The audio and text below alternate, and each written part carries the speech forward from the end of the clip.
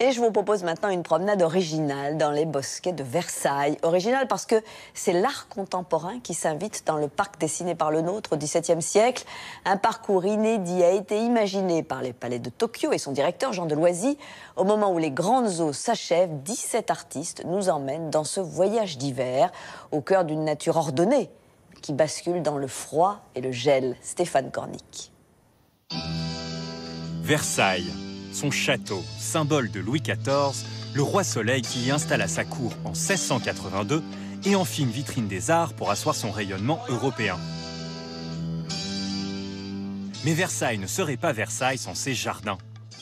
Vous êtes dans ce qui fut au XVIIe et au XVIIIe siècle le plus grand musée de sculpture contemporaine du monde. Et donc c'est encore aujourd'hui un des grands lieux de la statuaire.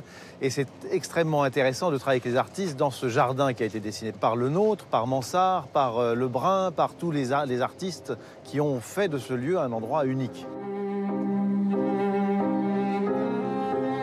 Pour la 10e année où le château et son domaine s'ouvrent à l'art contemporain, et après avoir donné carte blanche à des artistes comme Jeff Koons, Xavier Veillant, Anish Kapoor ou Giuseppe Pennone, Versailles accueille cette année 17 artistes qui proposent un parcours à travers les bosquets du jardin, des salons végétaux à ciel ouvert, dessinés par le jardinier et paysagiste André Lenôtre.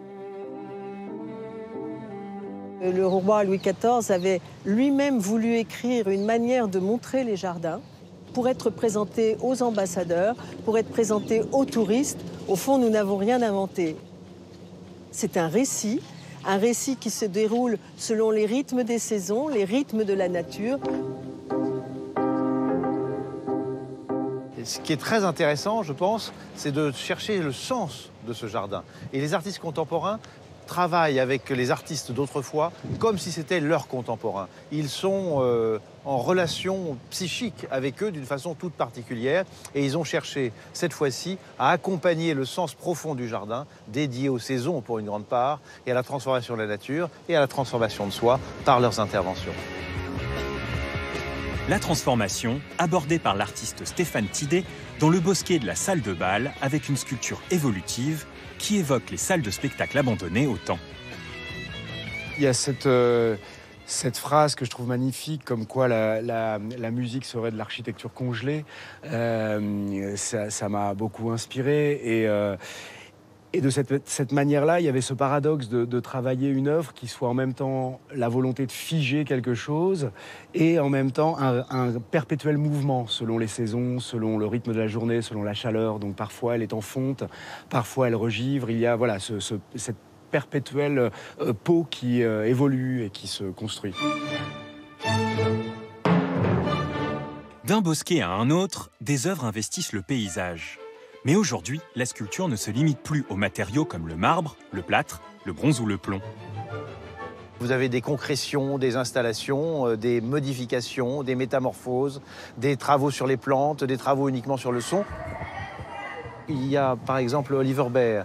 L'œuvre, qui est une œuvre sonore, est fabriquée par le mouvement des visiteurs, leur chuchotement, qui est répercuté, réinstallé et qui crée un labyrinthe sonore.